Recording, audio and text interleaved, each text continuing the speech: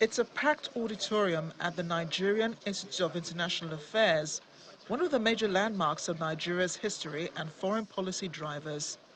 It is no wonder that such an important lecture will be holding here. In attendance are the Lagos State Governor, Babajide Sanwo-Olu, the Deputy Governor, Dr. Kadri Obafemi Hamzat, senior members of the ruling party in Lagos State, service commanders, traditional rulers, members of the diplomatic corps, members of the NIIA, and special invited guests. It's a packed auditorium at the Nigerian Institute of International Affairs, one of the major landmarks of Nigeria's history and foreign policy drivers. It is no wonder that such an important lecture would be holding here. In attendance today are the Lagos State Governor, Babajide Sanwo-Olu, the Deputy Governor, Dr. Kadri Obafemi Hamzat, senior members of the ruling party in Lagos State, service commanders, traditional rulers, members of the diplomatic corps, members of the NIIA, and specially invited guests.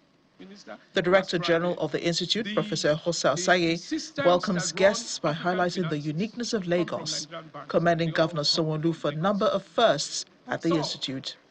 Lagos is the heartbeat that a global power has. But most of all, Lagos has been the most blessed of all old states in Nigeria with the best forms of leadership. I'm sure that if you count back and look at what Lagos has achieved over the years, you cannot but recognize that at the core of all that Lagos has achieved is good leadership. So today, when we talk about governance and the challenges and how we are going to surmount them, we know that Lagos leads the way, and Lagos is the master of our destiny. Chairman of the occasion, Dr. Diri Awushika, in her remarks says the governor has directed focus on Lagos as a world power by providing security for citizens. Lagos remains the most secure place in Nigeria. I say it with all confidence. Up till this moment, I can go out at 2 a.m. Can't you? That's what it is. And this is something we must be proudly speaking about, because without security, there's no world power. Under your leadership, with all the security problems that comes across the nations of Nigeria, Lagos remains secured. His Excellency. The governor takes the podium, extolling Nigeria's eminence in Africa, her efforts at realizing independence for African countries, Lagos State's vision, which fits into the national one. The Lagos State 30-year plan has been anchored on 4 critical pillars. We want to build a thriving economy. We want to have modern infrastructure in all facets. We want to have a human-centric city in which all the global players in the world will think of a location where they can resource 500,000 tech experts. Think of Lagos, which is a human-centric city. And we also want it to be done with effective governance. While reiterating Nigeria's growing global influence, he makes projections for a global power.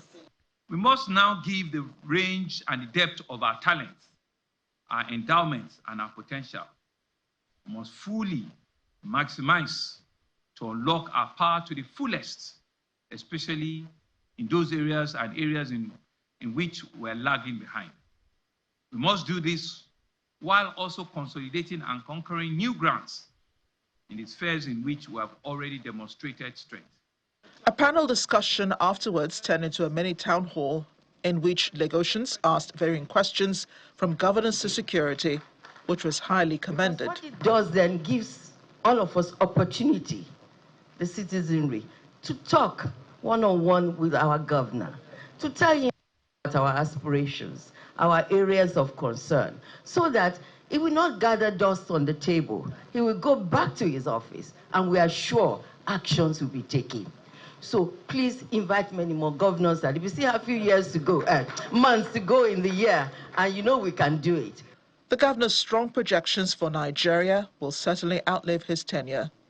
but his footsteps are sure to remain at the NIIA, where he has committed to the establishment of a foreign policy school as a legacy project. Amarachi Ubadi, Channel Television News.